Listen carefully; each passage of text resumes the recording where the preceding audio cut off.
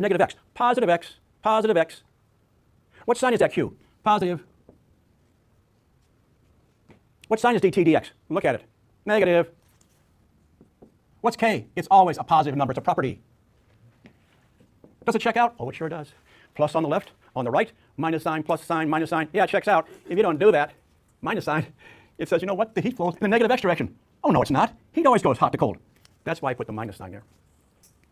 Okay, so that pretty much wraps up Chapter 1, Conduction.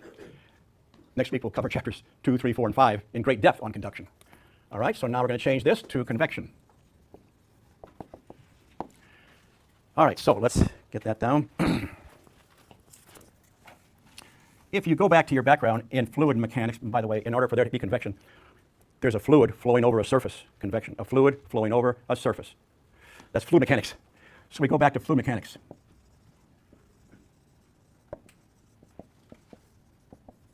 So here's our surface. If you recall from fluid mechanics, there was a boundary layer that would build up on a surface with the fluid flowing over it. And the boundary layer would look like this. This may be called u infinity, and this is be called u as a function of the vertical distance y. Okay, that's fluid mechanics. Well, how about heat transfer? Okay, let's say the surface is at a warm temperature, T sub s, and the fluid, maybe air, is at a temperature T infinity. So a boundary layer builds up for heat transfer, called the thermal boundary layer. This is the surface temperature Ts. The free stream temperature T infinity, which is cooler. So now we have a boundary layer that looks like this. That's the temperature or thermal boundary layer. But you can't work the heat transfer problem unless you really understand what's going on from fluid mechanics. That's why fluid mechanics is a prerequisite to heat transfer. We have to really have a good feeling for fluid mechanics in order to tackle convection heat transfer. All right, so the rate equation is Newton's law of cooling.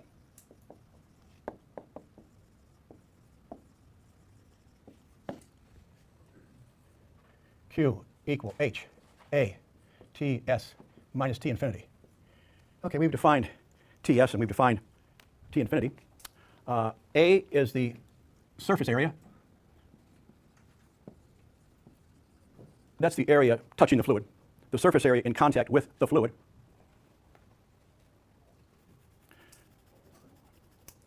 I'm going to put here convection heat transfer, just so we know, between surface and fluid. To have convection, we have a surface and we have a fluid. And the fluid is moving over the surface. Okay, surface area A. Take that pen. The pen's hot. The air in this room is cooler. Convection heat transfer. I blow air over it. There's the equation. What's the right area? Pi d times L. There's L. That area, pi dl. Okay, pi d circumference, L the length. Where does the air touch the fluid or touch the surface? That's what it means. So that's our basic convection equation. Now H. H is the convection heat transfer coefficient. Depends on fluid properties. It depends on geometry. Depends on flow regime. And possibly others. First question is, what's the fluid, what's its temperature and pressure? From that you find the properties. Second question, what's the geometry? Is it a circular tube? Is it a flat plate? Is it a sphere? Second question. Third question, is it laminar flow, turbulent flow, mixed flow, cavitation? What's the flow regime? What's going on there? All those things are tied into H. You won't find H in the back of the book in the appendix because it's way too complicated, way too complicated. That's why we, in chapter 6, 7, 8, the main focus of chapter 6, 7, 8 is to find H. That's why you do chapter 6, 7, 8. How do I find H? To put in Newton's law of cooling to get the heat transfer Q. That's the name of the game. If H's, they can vary. I'll just give you some rough numbers. Let's say this is for gases. H goes between 25 to maybe, these are just rough numbers, 250. And by the way, H is in watts per meter squared K. Okay. If it's liquids, H is much, much larger. Typical numbers like that, out to 20,000 compared to gases, high number, roughly 250. So if you want good heat transfer, you want to use a liquid. You want to cool your engine block, you're going to use water, because water takes a lot of heat out, not air. Okay. But on the other side of the radiator, you got air. Ooh, I'm going to pay a penalty because I got a very low H because I got air on the outside of the radiator. Well, yeah, that's why we have fins on the radiator. That's chapter 3. Hang on till chapter 3, we'll talk about that. So that's how we engineers work. If we say, oh, my H is too low, I'll do something about it. I'll put fins on it. If I've got water in here, I'm doing good. Take a lot of heat out with water. Convection heat transfer. Fluid and the surface. Is it a flat plate? Is it a cylinder? Okay. Now, that gets us down to the, I'll just put this up here, by the way. This Q is called heat rate. This one's called heat flux. You might want to call this heat transfer. That's okay. But the official name is heat rate. It's in watts. Now we get to the third one. Radiation heat transfer. Okay.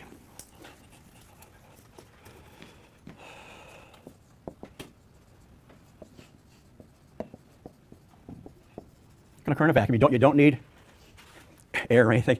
That's why it's so important for space applications, obviously. Because if you want to cool something up there, you got to dump heat from some kind of a power plant or electronics. You got to dump heat, and you can't dump it by conduction or convection into space. No. So you dump it by radiation into black space. So heat transfer from a hot, what is it again? From a hot surface to a cold temperature surface. Okay. And it can occur in a vacuum. The rate equation, Stefan-Boltzmann law.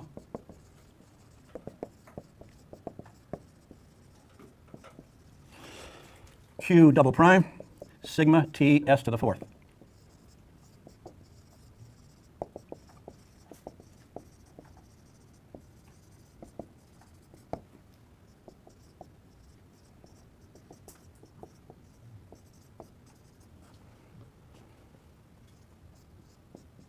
That constant, sigma, is called the Stefan-Boltzmann constant, 5.67 10 to the minus 8 watts per square meter, K to the fourth. Okay. So you give me a surface temperature. Oh, by the way, I will tell you the heat transfer from that surface, but there's a qualifier. That's the maximum energy the surface can emit. Okay. This is for an ideal emitter.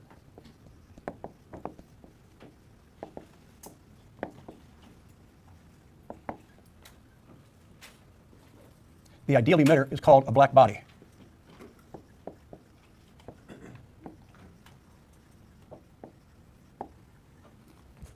So that's the maximum energy that a surface can emit. But it's only valid if it's an ideal emitter. Black body means like it appears to our eyes to be black. Some surface is black. The phone over there, whatever it might be.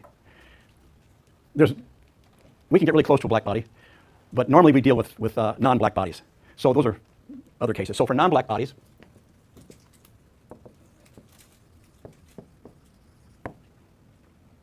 Q double prime epsilon sigma T surface to the fourth.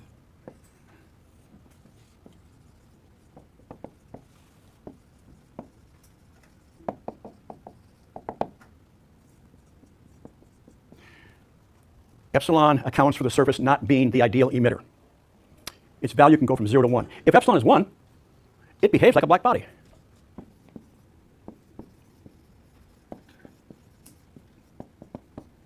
Okay. You can find the values of epsilon in the back of the textbook. Okay, so you can find those values for epsilon, polished aluminum, corroded steel, whatever it might be. It's in the back of the book. Okay. So that's what we have for that. Now we have another one, which is the radiation heat transfer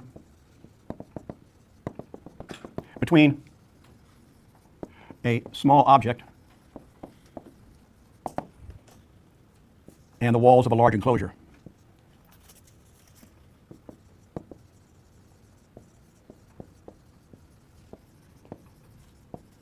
So here's a small object in a very large enclosure. The walls of the enclosure are at temperature called T surroundings. The object is at a temperature T sub S. The emissivity is the emissivity of the surface epsilon. And if that's the case, then we have this equation for Q double prime.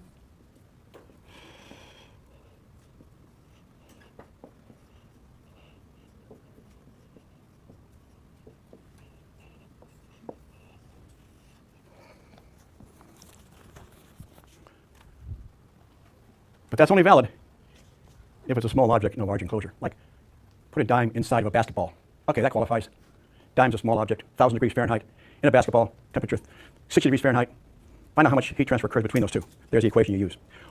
We're going to prove that in chapter 13. That's the proof. Right now we can't prove it. Just accept it and use it for homework. We'll prove it in chapter 13. Okay, so here's a picture. Epsilon is the object's emissivity. Ts, the surface temperature of the object. T surroundings, the temperatures of the wall in the enclosure. Okay, so we have a couple equations in convection, conduction, and radiation, which we use in chapter 1 for the most basic type homework problems. I might have missed it for the other equation. That's if it's in space, surface surrounded by 0 degrees Kelvin. No, which one first? The one that doesn't include T surrounding. Yeah, no one. This one? Yeah, that bit. Yeah, no, what about, I'm sorry. That's if it's surrounded by space. No, that's strictly the surface. Take a surface. Don't worry what it's surrounded by, just the surface. And you want to know how many watts per square meter leave that surface. I don't care where they go. Okay. This one here, now I do care where they go. It goes to the walls of the room or the furnace, whatever it might be. Yeah, this one is just the surface itself. Like if I get rid of this, how much energy leaves that surface? There it is right there. Epsilon, epsilon, Ts, Ts. Put in here, that's how much energy leaves. But the problem is, some energy goes out to the walls, but some comes back. Minus sign, minus sign. See what it means there? Okay, it's a good stopping point so I can add people to class after class here. So we'll see you on Friday. If you came in late and didn't get my handouts, come up in front and pick up the handouts before you leave.